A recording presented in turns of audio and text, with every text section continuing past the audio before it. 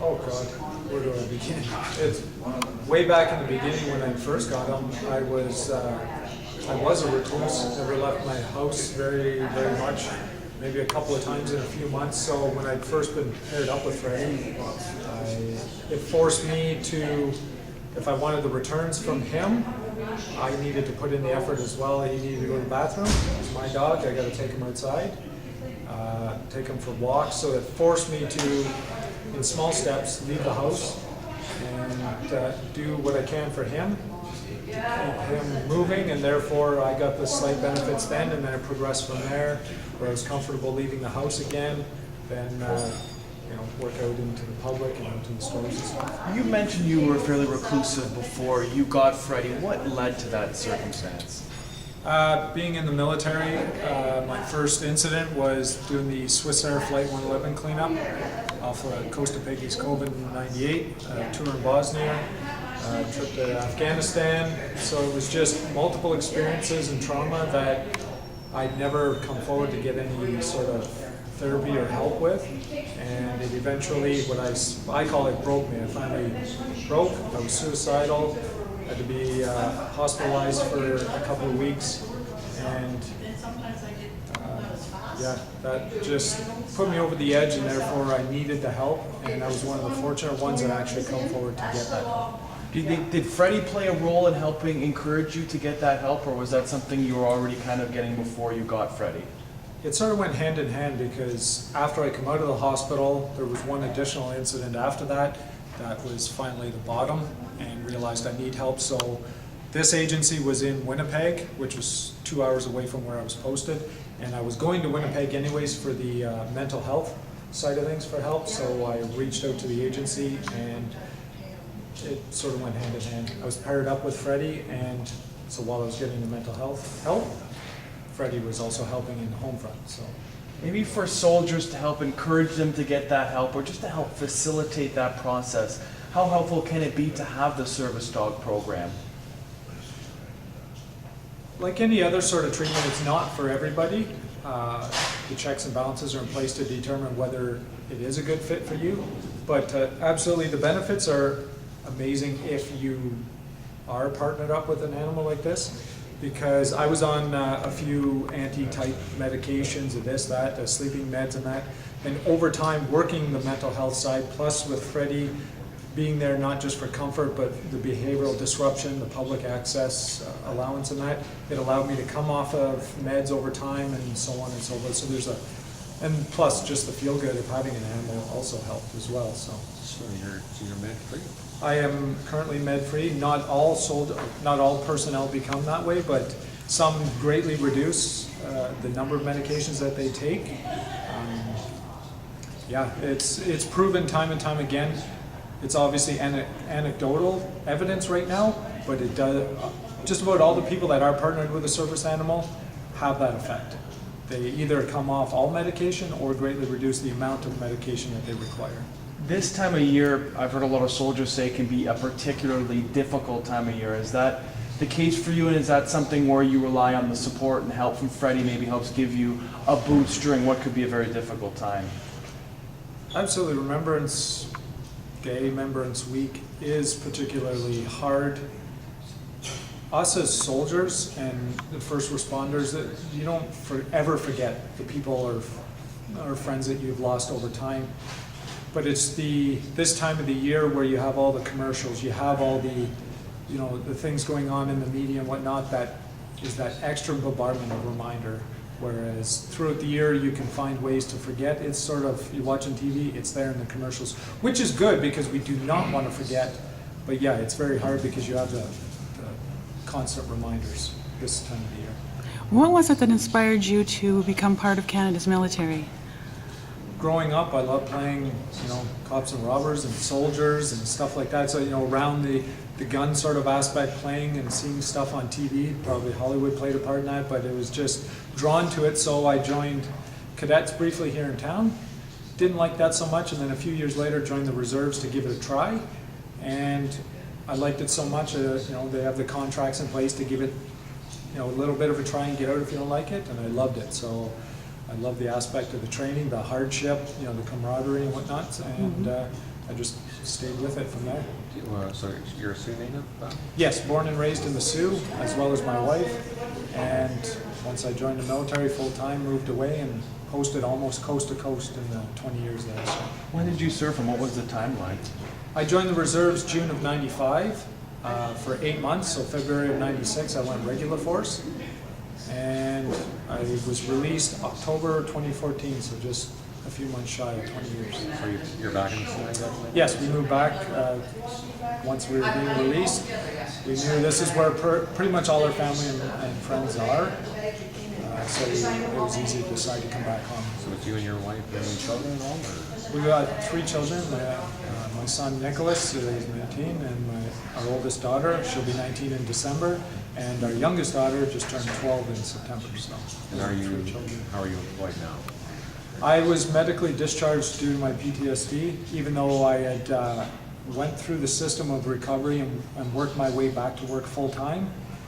Things in place in the military are fluid, they're ongoing, they do their best to make the right decisions, whether to keep people or release them, whether you can be employed or not. But right now, what they require is if you're not deployable overseas, you're not allowed to be employed by the military, so I was therefore released.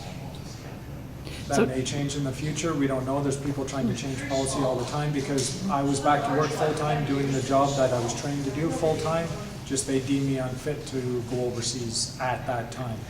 So you would like to go back into the military?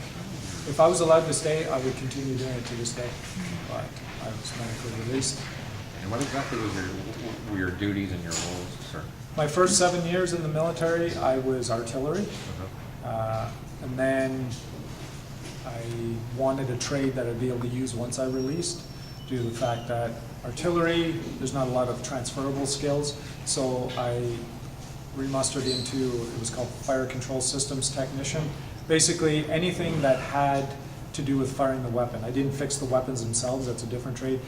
Anything you use to aim the weapon is what I fixed, or provide power, like when we're in the field, power to the camps and whatnot. So basically if it had a lens in it, I fixed it. If it had electricity, I fixed it. So Artillery technician, maybe? Was that what you could maybe call yourself? Or? Fire Control Systems Technician. They changed names to Electronic Technician. I see. Okay. Yeah. Okay. Electrical Mechanical Engineer is the all-encompassing branch that covers the 4 trades. Okay. And how long have you had a service dog? This month, 4 years ago, I got 4 years. Freddie. And when you said you went through the agency earlier on, who was the agency? Was it Veterans Affairs or Canadian government? It had nothing to do with the military. I was not directed, recommended. I approached the agency all on my own. It's Courageous Companions. Well, it was MSAR at the time. I'll probably say it wrong, but Mingan Search and Rescue. It's a Native agency, and they've branched out, and Courageous Companions is in a continuation of that, because the requirement, or the people that were wanting so many people wanting an animal, or requiring the animal, I should say, that it was just overwhelming. So an agency, a board of directors and all was created, and Courageous Companions was the spin-off from that, and they've been doing amazing work.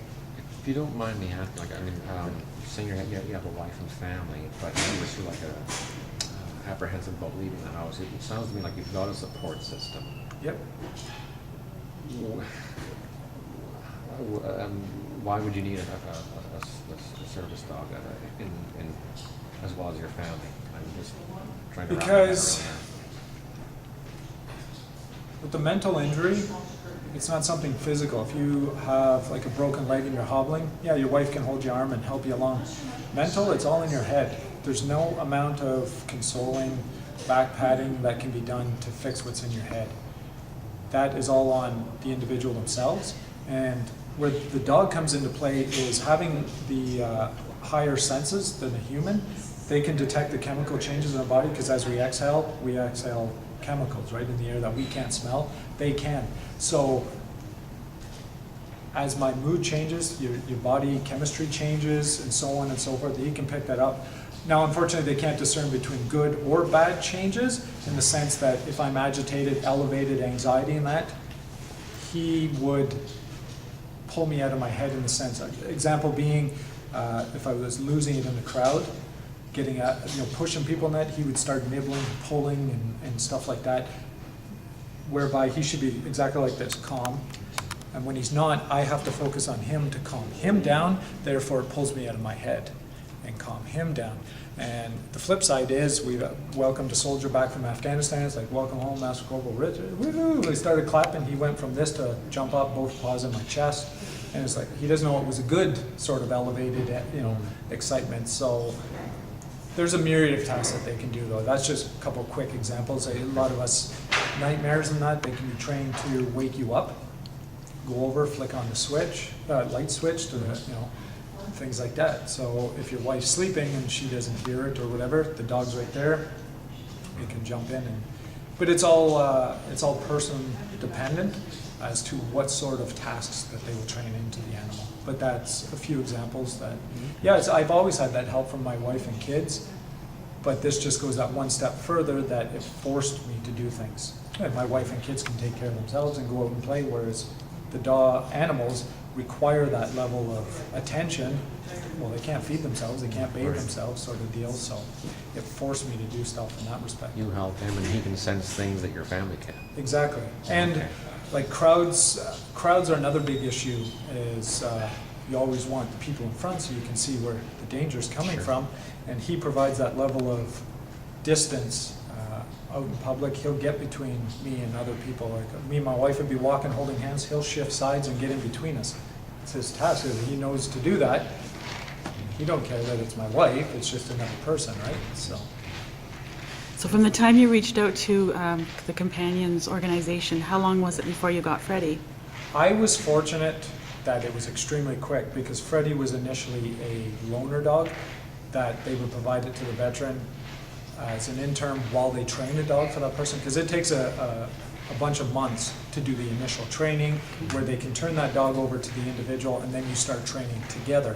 So for those initial few months, if the individual is bad enough, they would have loaned Freddie, where Freddie had been loaned out a couple of times, and like anything else, they need a forever home. So he's like, you're lucky, you come in. If you two match, I need to place him in a home. I've got another loaner dog to be used. So the training was already there, took him home and bonded right away. So I was lucky. I didn't even have to wait more than a few days. So Good.